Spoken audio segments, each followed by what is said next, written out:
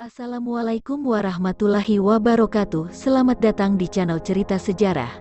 Silahkan klik tombol like, subscribe dan share ke semua orang agar pengetahuan ini menjadi manfaat dan kebaikan untuk kita semua.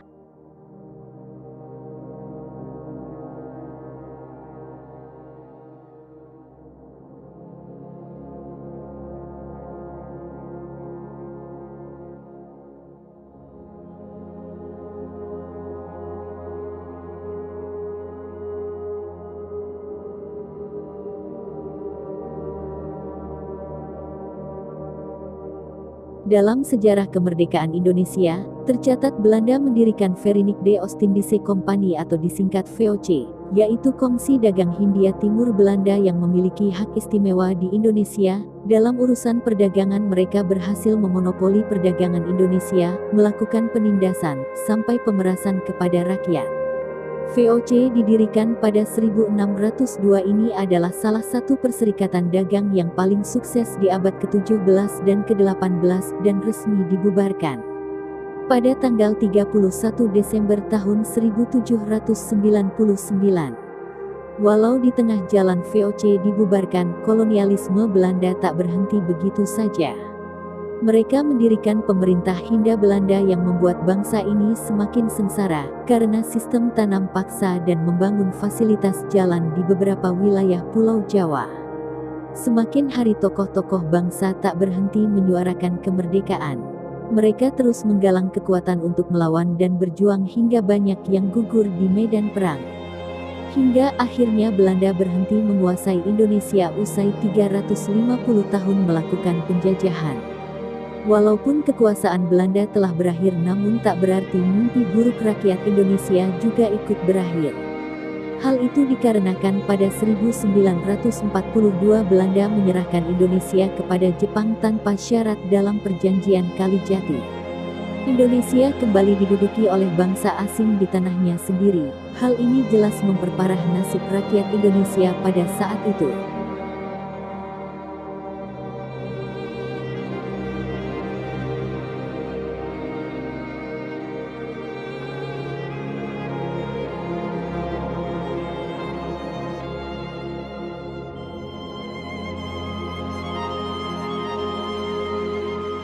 Ketika kolonialisme Belanda menjejakkan kakinya di bumi pertiwi ini, praktik perbudakan dan kerja paksa telah diberlakukan Belanda hampir di seluruh Indonesia selama 3,5 abad.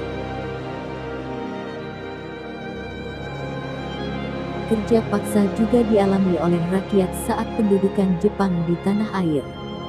Walau Jepang hanya menduduki Indonesia dari tahun 1942 sampai 1945, namun ada sekitar 14.000 lebih rakyat Indonesia yang menjadi korban oleh pihak Jepang.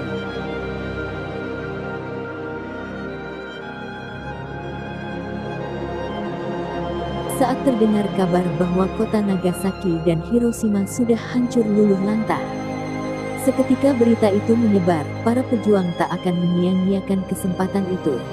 Para tokoh senior langsung menginisiasi berdirinya Badan Penyelidik Usaha-Usaha Persiapan Kemerdekaan Indonesia (BPUPKI) yang diketuai Dr. Rajiman Widyodiningrat. Namun tak lama berselang badan tersebut berganti nama jadi Panitia Persiapan Kemerdekaan Indonesia (PPKI) yang dipimpin oleh Dwi Tunggal, Soekarno dan Muhammad Hatta.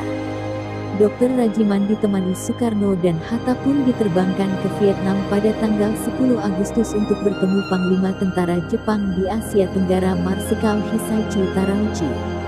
Di sana disepakati bahwa negara Jepang memberikan kemerdekaan ke Indonesia.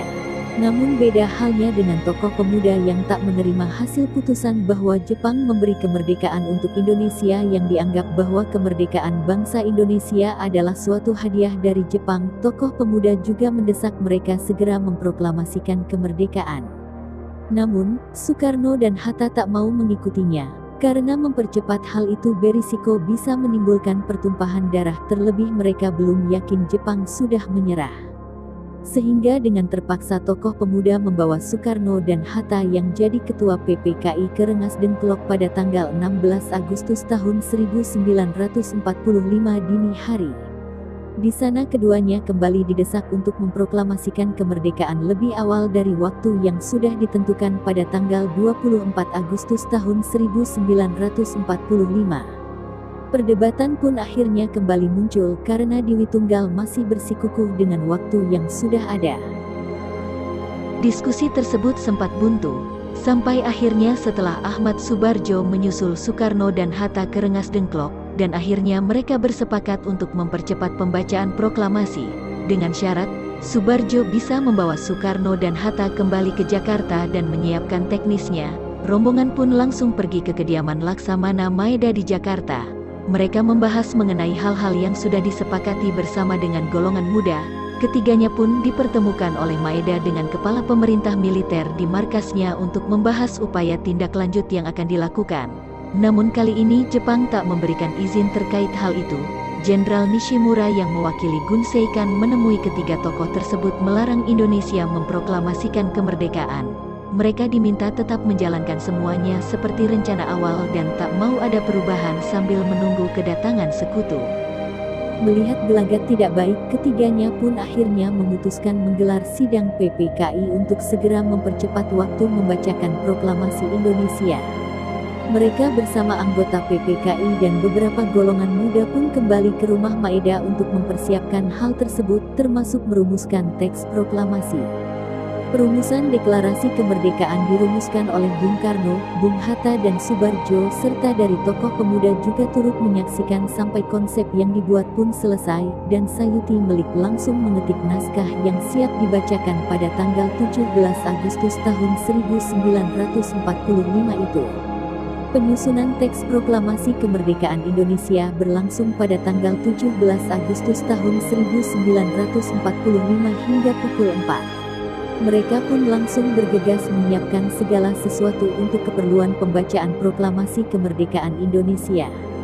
Inilah momen yang merubah sejarah bangsa Indonesia, tepat pada tanggal 17 Agustus tahun 1945 pukul 10 di halaman rumahnya sendiri di Jalan Pegangsaan Timur nomor 56. Soekarno membacakan naskah proklamasi diikuti pidato singkatnya.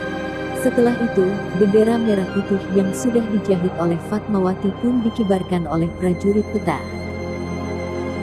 Berita tersebut telah tersebar di penjuru negeri melalui radio dan penyebaran dengan media massa.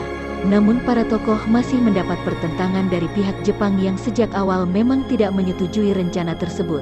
Namun deklarasi kemerdekaan Indonesia telah final, dan membuat seluruh rakyat bangkit dari keterpurukan dan dengan segenap hati menyatakan bahwa Indonesia telah merdeka dan siap untuk mengusir para penjajah dari bumi pertiwi. Sebagai generasi penerus masa depan bangsa, marilah kita jaga negara ini demi menghormati semua pengorbanan para pejuang yang merelakan hidup mereka agar kita generasi masa depan dapat hidup lebih. Terima kasih sudah berkunjung ke channel Cerita Sejarah. Jangan lupa tekan tombol subscribe, like dan share, agar bermanfaat bagi banyak orang.